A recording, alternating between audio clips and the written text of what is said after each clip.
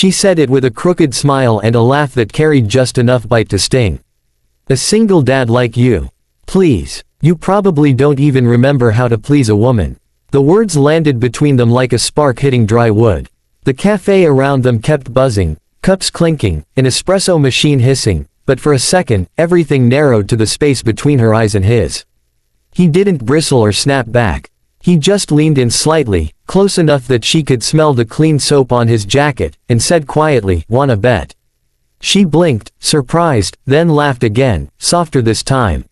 She'd meant it as teasing, a careless jab born from assumptions she didn't even realize she carried. He looked tired, sure, faint lines at the corners of his eyes, the kind that came from early mornings and late nights, but there was something grounded about him. Calm, unrushed, the kind of man who didn't need to prove anything. They'd met by accident, really. Her laptop had died mid-presentation, and he'd offered his charger without hesitation. One conversation turned into another, and before she knew it, she was poking at his life like it was a curiosity. A single dad, full custody, 2 kids, long days, short nights. In her head, she'd already written the story, exhausted, out of touch, probably forgotten what romance even looked like. He straightened back in his chair, that half smile still there. "You'd be surprised what you remember when it matters," he said. "And what you learn when you actually listen." That made her pause. Most men she'd dated talked over her, past her, around her. This one listened like it was second nature. When she mentioned loving old vinyl records, he didn't interrupt, he asked which ones.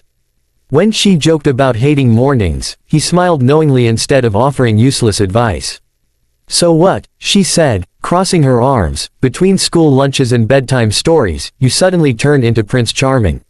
He chuckled. "No, I turned into a guy who knows patience. Timing. Effort." His eyes held hers, steady and unflashy. "Turns out raising kids teaches you a lot about attention. About showing up." Something shifted then. The teasing edge dulled, replaced by curiosity. She noticed his hands, strong, but gentle as they wrapped around his mug. She noticed how he spoke about his kids with pride, not complaint. How he owned his life instead of apologizing for it.